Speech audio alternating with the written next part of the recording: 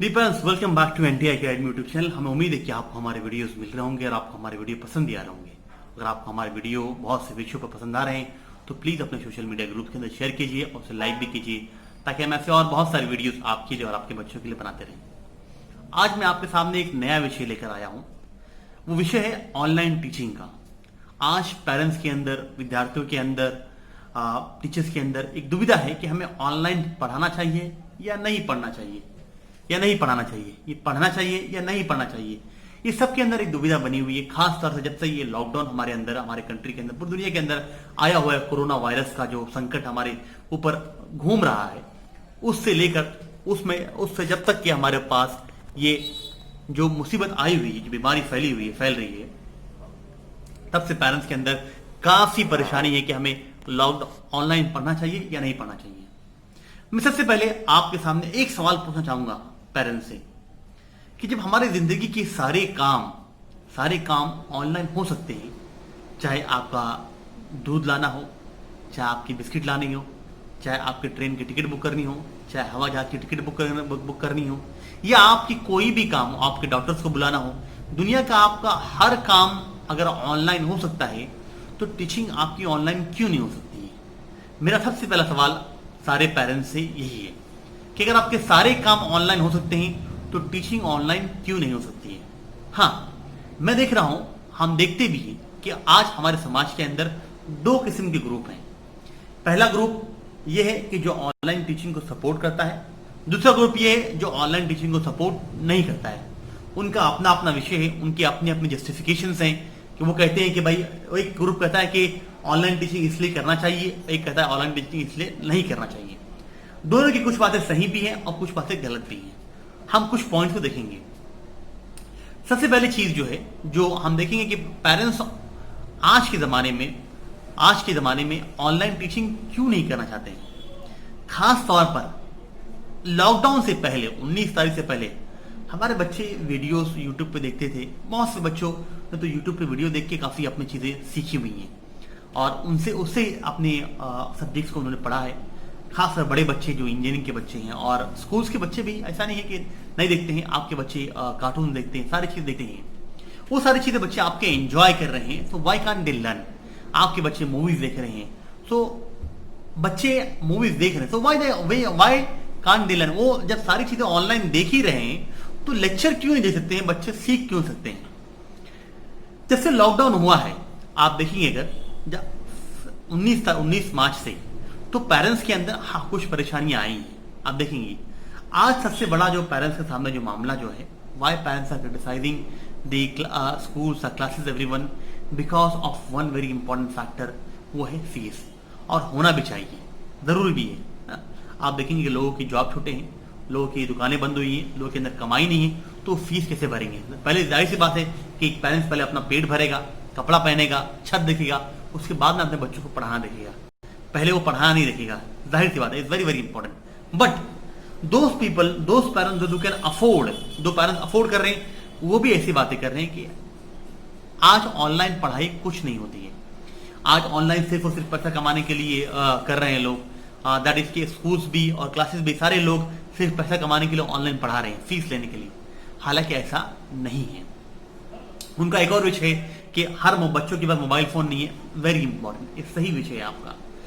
और बहुत सारी नेटवर्क की प्रॉब्लम्स होती हैं, जो घर दूर हैं, अंदर हैं, स्लम्स के अंदर हैं, उनको नेटवर्क की प्रॉब्लम बहुत ज्यादा होती है। बिल्कुल सही है, और ये है प्रॉब्लम्स, ये जेन्युइन प्रॉब्लम्स हैं। लेकिन मैं आपको एक बात बताते हुए चलता हूं कि आगे चल के 5 सालों या 10 सालों के अंदर online method of teaching mode is going to become main stream of teaching. अगले कुछ सालों के अंदर, चंद सालों के अंदर, तो दिन दूर नहीं है जब ऑनलाइन टीचिंग आज भी है, मौजूद है, आज भी स्कूल्स के अंदर ये चीजें मौजूद है, but only partly it is available, कि हम बच्चों को पीपीटी दिखाते हैं, ये दिखाते हैं, सिखाते हैं चीजें, मतलब। लेकिन आज जो ऑनलाइन टीचिंग जो है वो ये है कि लाइव टीचिंग, जो आपको आपके लिए आगे चल के ये चीज एक मेन स्ट्रीम चीज बनने वाली है। ये हमें समझना बहुत ज्यादा जरूरी है और हमें अपने बच्चों की इसकी आदत भी दिलानी होगी, ताकि हमारे बच्चे पढ़ाई में पीछे ना रह सके। जो पेरेंट्स की अपनी अपनी दुविधा है वो अपनी जगह पर सही है, मैं उनकी बात को मानता भी और स्वीकार भी करता हूँ। लेकिन हमें चाहिए कि अपने बच्चों का भविष्य देखते हुए हम चीज़ों को समझें और अपने बच्चों के अंदर जो कमियां आने वाली है ना पढ़ाने की वजह से, उसको दूर करना हमारी जिम्मेदारी है, हमारी जिम्मेदारी है वो।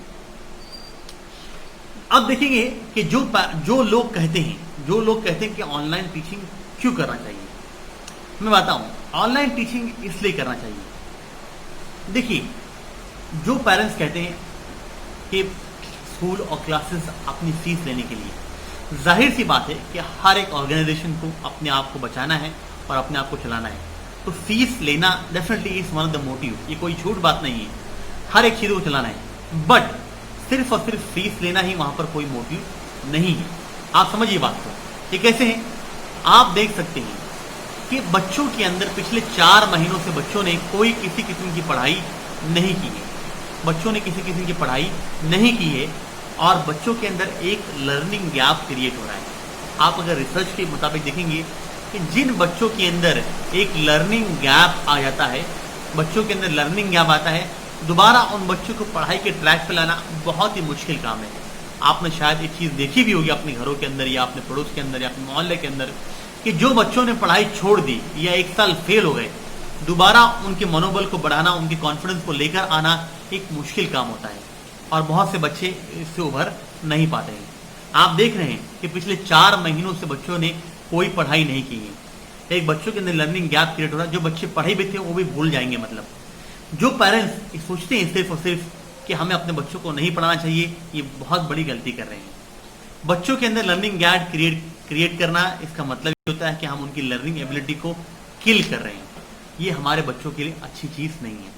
अब ऑनलाइन की सहायता, मैं नहीं कह रहा हूं कि परेशानी है, आपको कुछ नेटवर्क की प्रॉब्लम आते हैं, कुछ चीजें रुक रुक के चलती हैं, है ना, सारी चीजें।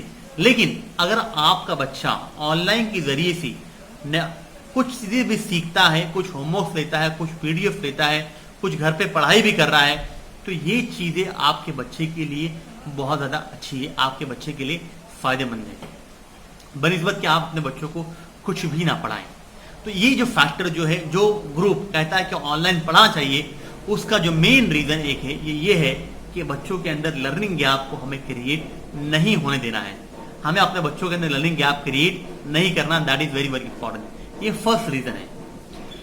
दूसरा, बच्चों के अंदर अगर लर्निंग गैप क्रिएट हो गया तो दोबारा उनको रिवाइव करना, उनको लर्निंग मोड के अंदर लेके आना एक काफी मुश्किल कार्य होगा। आप देखते हैं कि जो बच्चे एक बार पढ़ाई छोड़ देते हैं, दोबारा जब वो हायर एजुकेशन के लिए जाते हैं तो उनका एप्टीट्यूड टेस्ट लिया जाता है, उनका स्किल्स को टेस्ट किया जाता है, क्या ये बच्चे अभी भी पढ़ने के लायक हैं या नहीं है। उनके एग्जाम्स लिए जाते हैं। आप अमेरिका में देखिए, यूरोप के अंदर देखिए, हमारे इंडिया के अंदर देखिए, हर जगह पर है, GMAT, GRE, CET, कैट, ये एग्जाम इसीलिए दिए जाते हैं ताकि बच्चों के कंपटीशन को क्रैक एक रूल आउट करने के लिए, plus at the same time बच्चों को कंपटीशन को क्रैक रूल आउट करना होता है, plus at the same time उनकी एबिलिटी को चेक करना पड़ता है ताकि बच्चे वो पढ़ सकते हैं भी या नहीं पढ़ सकते हैं। सो ये चीजें बहुत ज्यादा जरूरी है कि बच्चों के अंदर हम लर्निंग गैप क्रिएट ना होने दें। प्लस जैसा मैंने कहा कि online is going to be one of the future mode of teaching, method of teaching. So हमें चाहिए कि अपने बच्चों को इक्विप करें, बहुत सारी टेक्नोलॉजी से अपने बच्चों को हम करीब करें। आपका बच्चा जितना ज्यादा टेक्नोलॉजी के करीब रहेगा उतना आपके बच्चे के लिए अच्छा होगा। सिर्फ और सिर्फ अपने बच्चों को आप PUBG ये सारी चीजें ना दिखाएं, बल्कि कुछ चीजें जो यूट्यूब के अंदर हैं, अवेलेबल हैं आपके अंदर, गूगल के अंदर बहुत सारी चीजें अवेलेबल हैं, वो अपने बच्चों को सिखाएं। आपका बच्चा जब गेम खेलता है तो आप बच्चों को बताएं कि बच्चा गेम बनाते किस तरह से, वो चीजें सिखाएं अपने बच्चों को कि कोडिंग किस तरह करते हैं। आपने बच्चों को सिखाएं आप कि बच्चा किस तरह से टेक्नोलॉजी का इस्तेमाल अपने हम फायदे के लिए कर सकते हैं, ना कि अपने नुकसान के लिए कर सकते हैं। क्योंकि टेक्नोलॉजी के बिना आज हमारा जिंदगी का कोई भी हिस्सा ऐसा बचा नहीं है जहां पर टेक्नोलॉजी का लाभ ना लिया जा रहा हो, जहां टेक्नोलॉजी का इस्तेमाल ना लिया हो रहा हो। हमें चाहिए कि हम अपने बच्चों को पॉजिटिव वे में टेक्नोलॉजी के करीब करें, ये हमारे लिए बहुत ही अच्छा होगा। और ये बच्चे हम जब टेक्नोलॉजी के करीब आएंगे तो अच्छे एम्प्लॉय भी बनेंगे और आगे चले कोई अच्छा काम भी कर सकते हैं। अपने बच्चों को आप खुद की वीडियो क्रिएट करवाइए, अपने बच्चों को आप बताइए कि किस तरह से कोडिंग होती है, सारी चीजें अपने बच्चों को आप टेक्नोलॉजी से जिस तरीके से भी, जो भी मेथड से आपको अच्छा लगता है, अपने बच्चों को हम करीब करें। कोडिंग क्या होती है बच्चों को सिखाएं, किस तरह चीजें बनती हैं, how the app is created, अपने बच्चों को ये सारी चीजें सिखाएं। तो आपके बच्चे के लिए एक पॉजिटिव डेवलपमेंट भी, आपके बच्चों के लिए आप टेक्नोलॉजी डेवलपमेंट भी कर रहे हैं। तो ये ग्रुप इसलिए कहता है कि ये सारी चीजें हैं, लर्निंग गैप ना क्रिएट होना चाहिए, बच्चा टेक्नोलॉजी के करीब आ रहा है जो उसकी फ्यूचर का जिंदगी का हिस्सा है, ये सारी चीजें हमें देखना चाहिए कि हम अपने बच्चों के अंदर एक पॉजिटिव वे में इसको लें, ना कि एक नेगेटिव वे में लें। हाँ, इसके साथ साथ मैं चाहता हूं कि जो इंस्टीट्यूशन, जो स्कूल्स, जो कॉलेजेस अपनी इस क्लासेस, अपनी इस लेक्चर्स को चला रहे हैं, उन्हें चाहिए कि पेरेंट्स का भी ख्याल रखें, उन्हें चाहिए कि पेरेंट्स का भी ख्याल रखें। हाँ, देख रहे हैं लॉकडाउन है, लोगों के काम धाम बंद हैं, लोगों के फीस देने के पैसे नहीं है, ये बात सही है। तो हमें चाहिए कि हम अपने दुख को शेयर करें। तो जो स्कूल्स क्लासेस सब चला रहे हैं, उन्हें चाहिए कि कम से कम अपने फीस के अंदर 30 से 35% का मिनिमम टू मिनिमम आप अपना डिस्काउंट दें, स्कॉलरशिप ऑफर करें, ताकि पेरेंट्स के लिए भी एक रिलीफ हो। मतलब और बाकी केस टू केस बेसिस भी आप देख सकते हैं, हमने एनटीए में डिसाइड किया है कि कम से कम 30 से 35% हम स्कॉलरशिप अपने बच्चों को दे रहे हैं। अपने बच्चों को कम से कम 30 से 35% स्कॉलरशिप हम हर बच्चों को बाय डिफॉल्ट दे रहे हैं। अगर कोई बच्चा आता भी है, इसके बाद बिल्कुल कोई काम नहीं, उस केस टू केस बेसिस हम उसको भी देख रहे हैं। तो इंपॉर्टेंट चीज है कि हमें चाहिए कि हम अपने बच्चों को, अपने लोगों को देखें और मिलजुल के हम काम करें। जब उन्होंने पेरेंट्स ने हमारा साथ दिया है, तो हमें भी इस दुख वक्त में, अब इस मुश्किल घड़ी में पेरेंट्स का भी साथ हमें देना चाहिए, ताकि हम पेरेंट्स के ऊपर बहुत ज्यादा बोझ ना डालें अपने पेरेंट्स के ऊपर। हाँ, उसके साथ साथ हमें अपने इंस्टीट्यूशन को भी चलाना है, उसका भी ख्याल हमें रखना चाहिए। That is very very important कि दोनों मिलकर इस चीज को चलाएं, ताकि बच्चों को नुकसान ना हो, बच्चे फायदे में रहें और बच्चों का फ्यूचर एक ब्राइट फ्यूचर में डेवलप हो सके। यही सारी चीजें थी जो आपके सामने हम पेश करना चाहते थे। Thank you for watching my video. Thank you. Please अपने ग्रुप्स के अंदर इसको शेयर कीजिए, वीडियोस को लाइक कीजिए, चैनल को सब्सक्राइब कीजिए, ताकि ऐसे बहुत सारे अच्छे विषयों पर हम आपके लिए वीडियोस बनाते रहें। धन्यवाद हमारे वीडियो को, शुक्रिया। अस्सलाम वालेकुम, जय हिंद।